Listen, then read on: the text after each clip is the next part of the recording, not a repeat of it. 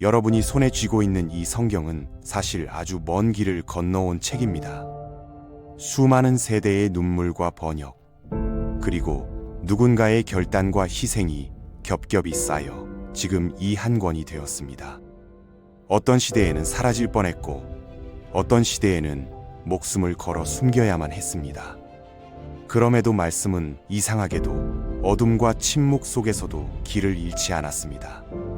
오늘 우리는 그 오래된 시간들을 잠시 따라가 보려 합니다.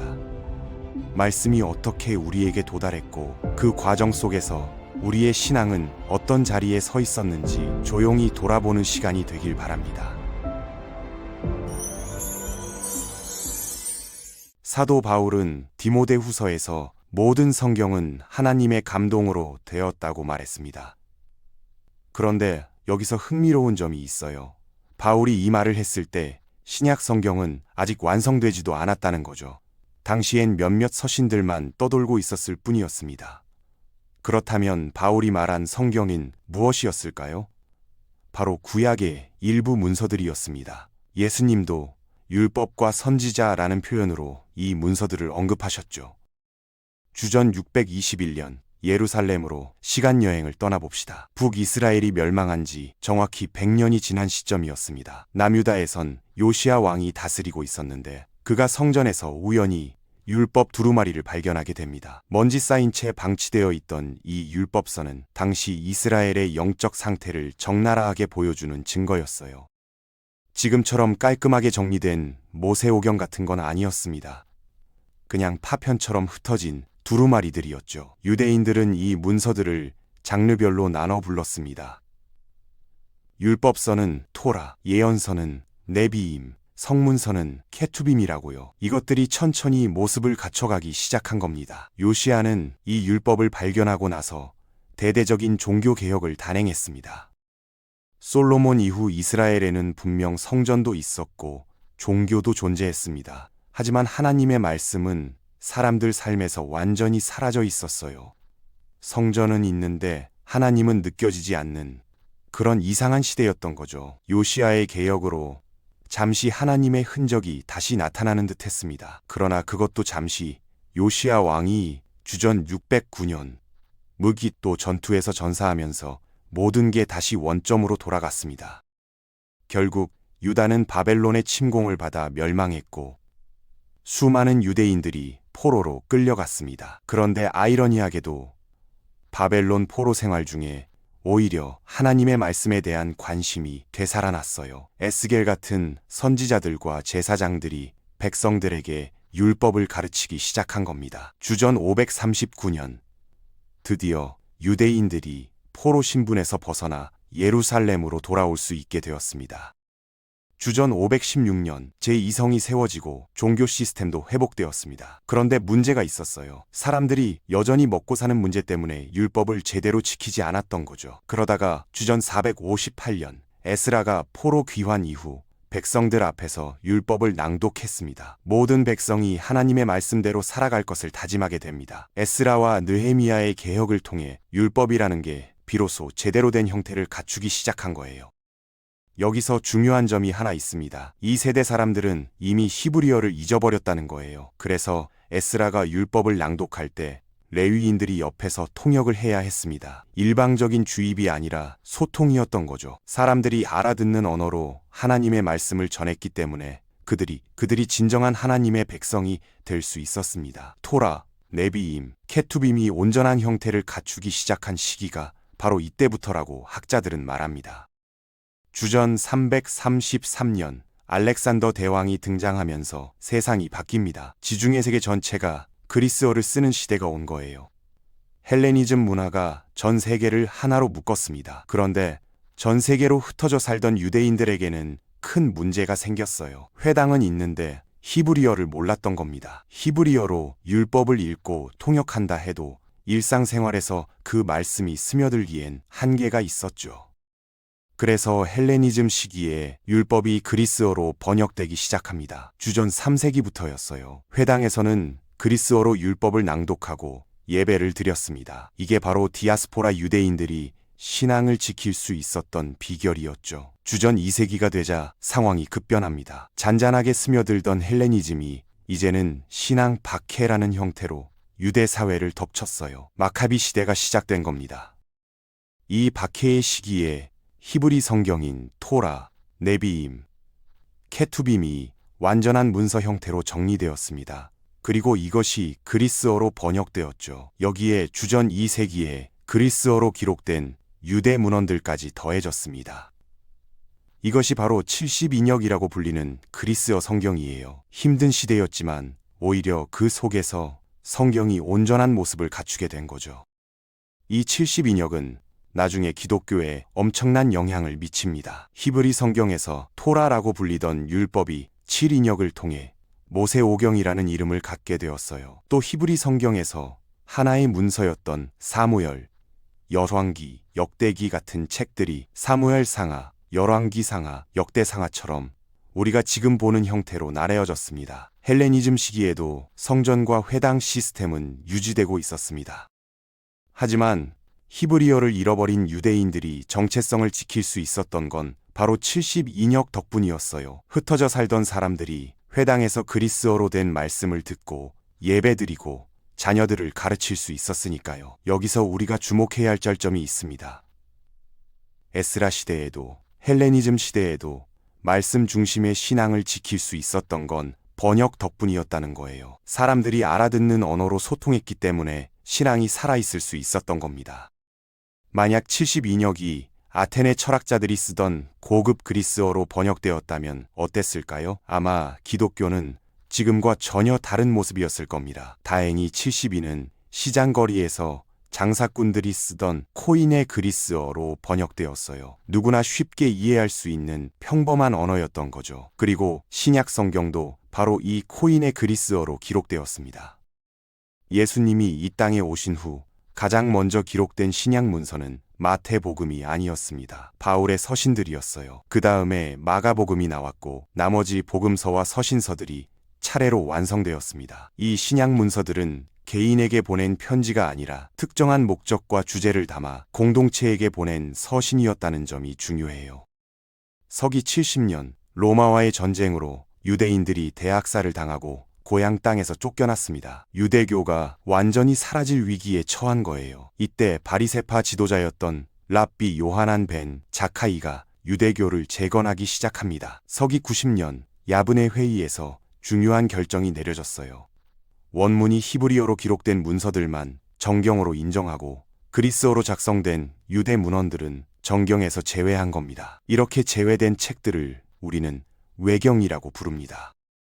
같은 시기에 초대교회에서는 서신 형태로 전해지던 신약 문서들이 빠르게 공유되고 있었습니다. 2세기 중반부터는 이 문서들이 성경으로서의 권위를 인정받기 시작했어요. 하지만 공식적으로 신약 27권이 정경으로 확정된 건 서기 397년 카르타고 종교회의에서였습니다. 구약 39권은 서기 90년에, 신약 27권은 서기 397년에 정경으로 자리 잡은 거죠. 그런데 4세기에 새로운 문제가 생깁니다. 콘스탄티누스 황제 이후 기독교가 로마 제국의 주류 종교가 되면서 그리스어를 아는 사람들이 점점 사라진 거예요. 평범한 사람들은 모두 라틴어를 사용했습니다. 그리스어로 된 성경은 이제 대중과 동떨어진 책이 되어버렸죠. 민중들이 성경을 제대로 읽을 수 없게 된 겁니다. 이때 히에로니무스라는 사람이 등장합니다. 영어로는 제롬이라고 불리는 인물이죠. 그가 그리스어 성경을 라틴어로 번역하기 시작했어요. 서기 386년 베들레헴에 머물며 번역에 몰두한 결과물이 바로 불가타 성경입니다. 불가타라는 말은 세속적인 또는 통속적인이라는 뜻이에요. 누구나 읽을 수 있도록 평범한 언어로 번역했다는 의미가 담겨 있습니다. 제롬은 구약 39권과 신약 27권뿐만 아니라 7인역에 포함되었지만 정경에서 제외된 그리스어 유대 문헌들까지 라틴어로 번역했습니다. 이 불가타 성경은 중세 1000년 동안 교회의 표준 성경이 되었어요. 가톨릭에서 외경을 제2성서로 중요하게 여기는 이유가 바로 이 전통 때문입니다. 반면 종교개혁을 일으킨 개신교는 외격을 정경에서 제외해서 지금의 66권 성경을 갖게 되었죠. 그런데 중세교회가 왜 타락했는지 이해할 수 있는 대목이 있습니다. 4세기의 제롬이 민중과 소통하기 위해 평범한 라틴어로 성경을 번역했지만 시간이 흐르면서 상황이 바뀐 거예요. 서로마 제국이 멸망하면서 라틴어도 함께 사라졌습니다. 중세시대의 라틴어는 성직자들만 아는 특권층의 언어가 되었고 평범한 사람들은 성경 내용을 전혀 알아들을 수 없게 되었어요. 자국어로 성경을 볼 수 없었기 때문에 중세 사람들은 고딕 양식의 스테인드 글라스나 성화를 통해 성경을 이해하려 했습니다. 중세 예술이 발달한 배경에는 이런 사연이 숨어 있었던 거죠. 이 시기에 주목해야 할 인물이 있습니다. 캔터베리 대주교였던 스티븐 랭턴이에요. 중세는 카노사의 굴복 사건에서 보듯이 교황과 국왕의 권력 다툼이 심했던 시대였습니다. 1215년 영국의 존 왕과 귀족들 사이에 심각한 갈등이 있었어요. 결국 존 왕은 귀족들에게 대헌장, 즉 마그나 카르타에 서명하게 됩니다.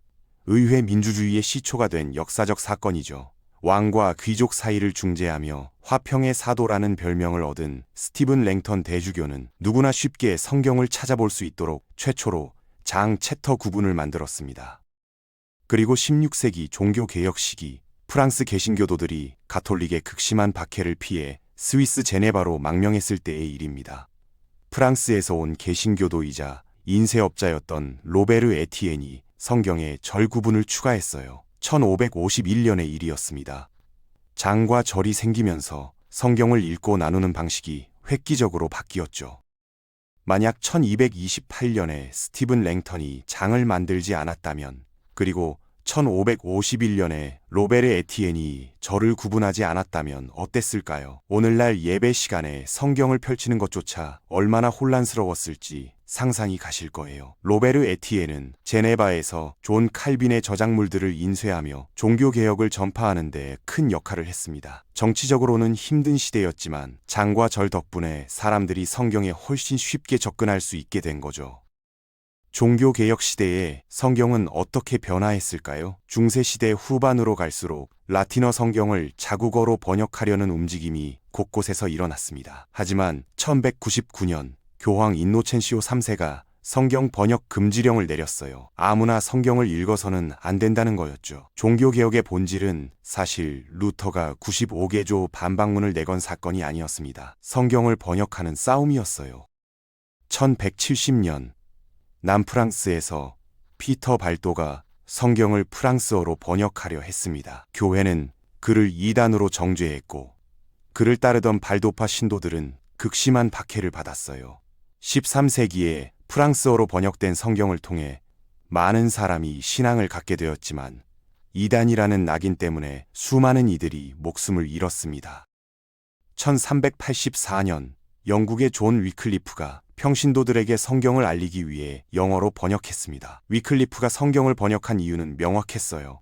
사람이 구원받는 건 성직자를 통해서가 아니라 성경을 통해서라고 믿었기 때문입니다. 위클리프의 영향은 체코에서 활동하던 얀 후스에게도 미쳤죠. 위클리프가 미친 영향이 워낙 컸기 때문에 그가 죽은 지 30년이 지난 1414년에 교회는 그를 이단으로 판정하고 무덤을 파헤쳐 시신을 불태우는 부관참시를 집행했습니다. 위클리프의 영향을 받은 사람들을 롤라드파라고 불렀는데 이들도 이단으로 낙인 찍혀 박해받았어요. 왜 교회 당국이 이들을 롤라드라고 불렀는지 아세요? 자국어로 성경을 읽기 전까지 성경은 성직자들만의 것이었고 기도도 정해진 방식대로만 할 수 있었습니다. 그런데 자국어 성경을 보면서 사람들이 스스로 기도하기 시작했어요. 그 소리를 듣고 당국은 응얼거린다는 의미의 의성어로 롤라드라고 비웃으며 불렀던 겁니다.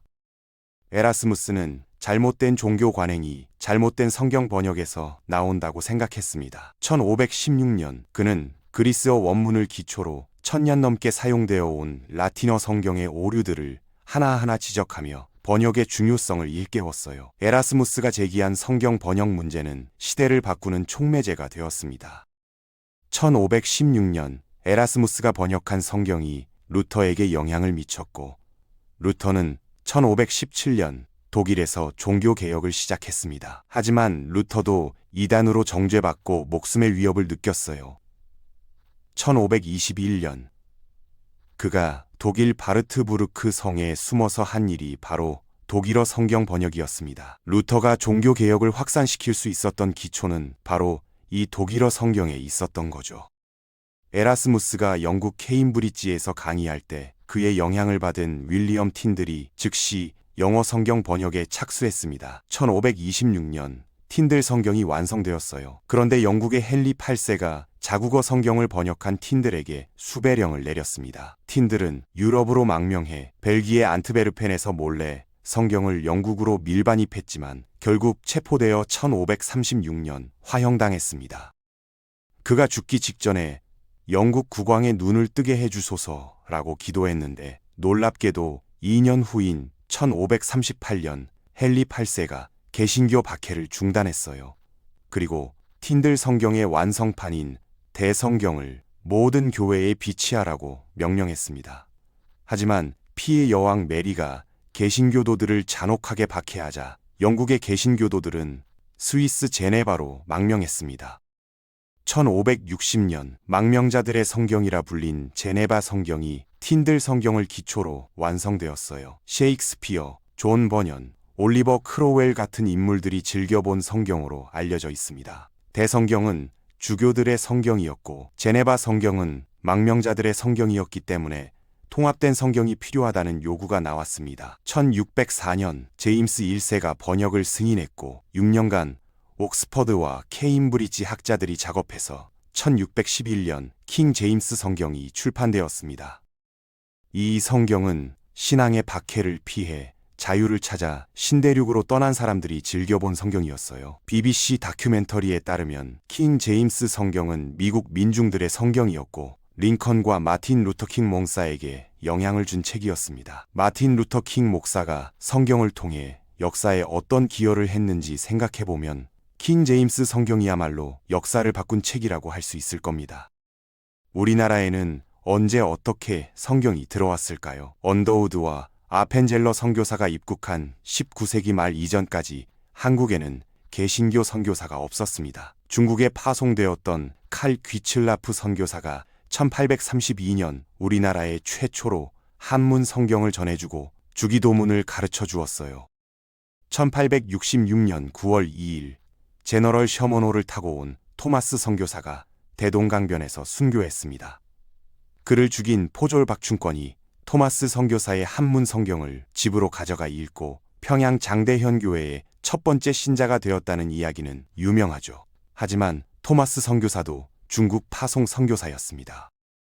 만주에 파송되었던 존 로스 선교사는 1887년 최초로 한글 성경을 번역했어요. 그 전에 누가복음 같은 성경을 1882년에 먼저 번역해서 압록강 너머로 우리나라에 보냈습니다. 그런데 존 로스 선교사 역시 만주 파송 선교사였어요. 우리나라는 정식으로 선교사가 파송되기 전에 성경이 먼저 전해졌고 우리말 성경이 먼저 번역되어 전파된 독특한 역사를 가진 나라입니다.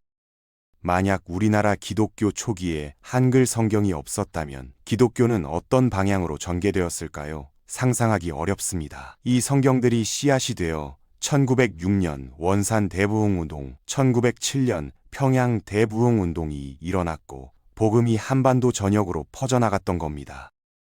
지금까지 우리는 성경이 어떻게 우리 손에 전달되었는지 살펴봤습니다. 주전 621년 요시아가 성전에서 발견한 율법 두루마리가 형태를 갖추고 정경이 되고 번역되어 우리에게 전달되기까지 얼마나 혹독한 과정이 있었는지 돌아봤어요.